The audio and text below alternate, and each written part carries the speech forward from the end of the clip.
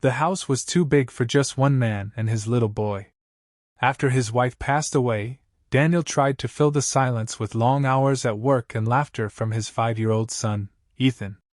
But the truth was, when the boy was asleep and the dishes were done, the loneliness echoed off the walls. Bills piled up, and the extra room upstairs seemed like wasted space. That's when Daniel decided to put up a small ad. Room for rent. Quiet home. Prefers students. He didn't expect anyone to answer so quickly. 2 days later, Emily knocked on his door. She was a sophomore at the nearby college, polite, neatly dressed, with a backpack slung over one shoulder. She smiled nervously as she explained she needed a safe place to stay away from the noise of dorm life. Daniel saw nothing unusual, just another student. He gave her the tour, showed her the room, and by the end of the week, she moved in. What Daniel didn't know was that Emily was the daughter of a man who owned half the skyscrapers downtown.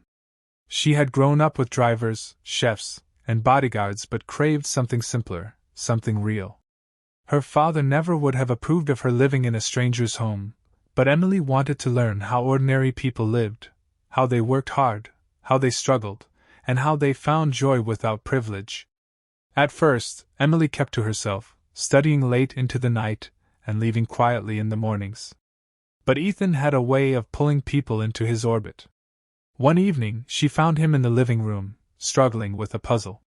She sat on the carpet and helped him find the missing pieces.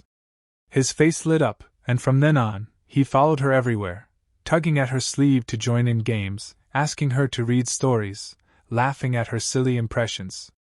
Daniel noticed. He noticed the way Ethan's laughter returned, how the boy talked about Emily this and Emily that. He noticed the way Emily always offered to help with dishes or brought back groceries even though she didn't have to. Slowly, the house began to feel warmer, less hollow. One rainy Saturday, Daniel found Emily and Ethan baking cookies in the kitchen. Flour dusted her hair, and Ethan was giggling uncontrollably as he stole chocolate chips from the bowl. Daniel leaned against the doorway, feeling something stir inside him, a sense of family, of belonging, of hope. The truth about Emily's background never came up. She paid rent, studied hard, and cared for Ethan like a big sister. Daniel didn't ask questions, and Emily didn't offer answers. For her, it wasn't about money or status. It was about finding a place where she was valued not for her last name but for who she was.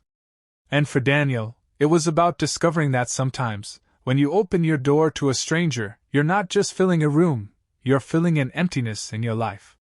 Neither of them knew what the future would bring. But for now, under one roof, a grieving father, his little boy, and a girl with a secret lived together, not as tenants and landlord, but as something closer to a family.